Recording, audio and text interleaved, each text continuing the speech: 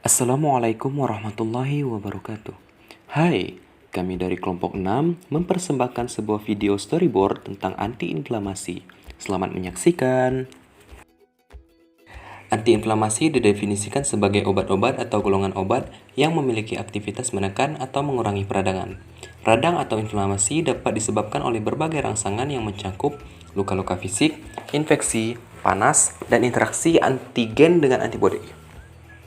Berdasarkan mekanisme kerja, obat-obat antiinflamasi terbagi dalam dua golongan, yaitu obat antiinflamasi golongan steroid dan obat antiinflamasi golongan non-steroid. Mekanisme kerja obat antiinflamasi golongan steroid dan non-steroid terutama bekerja menghambat pelepasan prostaglandin ke jaringan yang mengalami cedera. Obat-obat antiinflamasi yang banyak dikonsumsi oleh masyarakat adalah non-steroid anti-inflammatory drugs atau NSAID. Patologi inflamasi. Pada saat kita mengalami cedera jaringan atau iritasi, enzim yang disebut fosfolipase A2 dirilis, yang mana enzim tersebut akan mengkatalisis perubahan fosfolipid di dalam membran sel menjadi asam arakidonat. Yang mana asam arakidonat sendiri merupakan substrat untuk dua enzim utama, yaitu enzim siklooksigenase dan 5-lipoksigenase. Pada video ini kita hanya fokus pada enzim siklooksigenase atau biasa disingkat dengan COX. Sekarang, enzim COX ada dalam dua bentuk yang berbeda, yaitu COX-1 dan COX-2. Pada COX-1 diekspresikan secara konstan di seluruh tubuh, terutama bertanggung jawab untuk produksi tromboksan dan prostaglandin yang menstimulasi fungsi tubuh normal seperti sekresi lendir lambung sebagai pelindung regulasi asam lambung, promosi agregasi platelet, dan pemeliharaan aliran darah ginjal.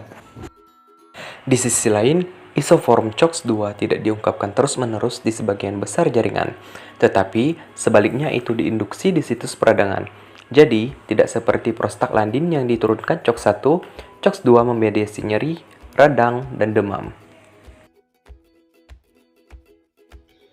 Sekarang, setelah kita mengetahui bagaimana inflamasi itu dapat terjadi, selanjutnya kita akan membahas tentang obat yang dapat digunakan, yaitu non-steroid anti-inflammatory drug atau NSAID, atau juga disebut obat antiinflamasi non-steroid atau ONS. ONS bekerja dengan cara menghambat enzim COX yang bekerja pada penurunan produksi prostaglandin. Hal ini menghasilkan efek antiinflamasi, antipiretik, dan analgesik. Berdasarkan selektivitasnya terhadap reseptor, ONS dibagi menjadi 3 kategori, yaitu selektif inhibitor COX-1, non-selektif inhibitor COX, dan selektif inhibitor COX-2.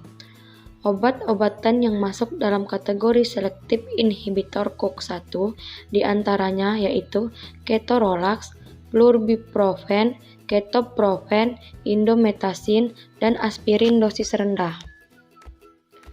Obat-obatan yang masuk ke dalam kategori non-selektif inhibitor COX diantaranya yaitu naproxen, piroxicam, ibuprofen, dan diflunisal.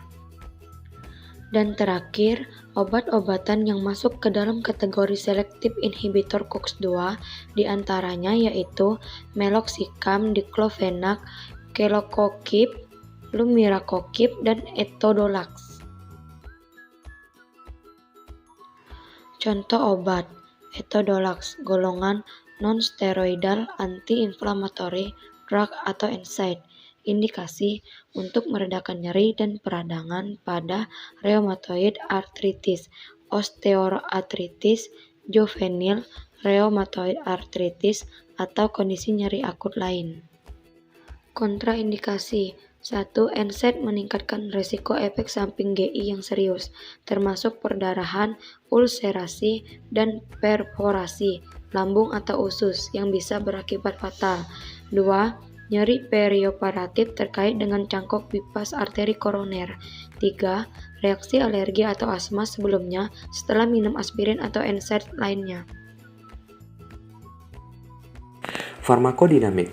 Etodolax bekerja dengan menghambat sintesis prostaglandin yang memicu terjadinya nyeri dalam jaringan tubuh dengan menghambat enzim siklooksigenase, terutama COX-2, berdasarkan selektivitasnya terhadap enzim yang dihambat.